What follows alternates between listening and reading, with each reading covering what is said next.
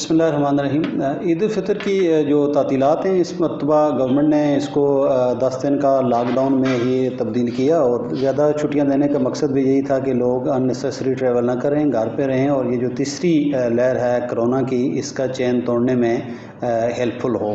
اسی کانٹیکسٹ میں ضلع میرپور کے اندر بھی ہم نے سٹیپس لیے ہیں، جس کے تحت مارکیٹس جو غیر ضروری جو شاپس ہیں وہ بند ہیں، اور جو اسینشل جو چیزیں ہیں ان کی شاپس کھلی ہیں اپنے جو مقررہ ان کا جو ٹائمنگ ہے ان کے اندر۔ اس کے علاوہ جو سیاحتی جو مقامات ہیں وہ بند ہیں، اور ہمارے جو انٹری پوائنٹس ہیں وہ ٹورسٹ کے لیے بند ہوں گے۔ اس لیے ہماری ریکویسٹ ہوگی کہ ٹورسٹ جو ہے وہ میرپور کا رخ نہ کریں۔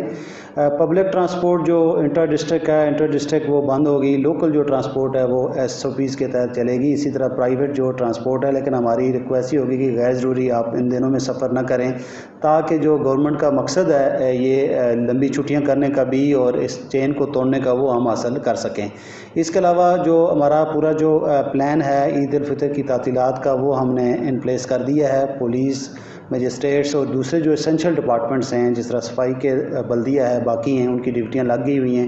ہمارے آفس میں بھی کنٹرول روم ہم نے قائم کر دی ہے۔ انشاءاللہ وہ جو اویلیبل ہوگا کسی بھی شکایت کی صورت میں یا کسی بھی پرابلم کی صورت میں۔ اس کے علاوہ جو ایک ٹرینڈ ہوتا ہے چھٹیوں کے دوران سرکاری رقبہ جات پر تعمیرات کا اور قبضے کا، اس کے والے سے بھی ہماری ٹاسک فورس کام کر رہی ہے، اور پچھلے 2 دنوں میں ہم نے بھرپور کارروائیاں بھی کی ہیں۔ ہمارا جو میسج ہے لوگوں کے لیے وہ یہی ہے کہ آپ ان دنوں میں گھر پہ رہیں، اور اپنے خاندان کو اور اپنے لیے آپ ایک حفاظتی جو تدابیر ہیں، کم از کم جو ماسک کا استعمال ہے، سوشل گیدرنگ سے اوائڈ کرنا ہے۔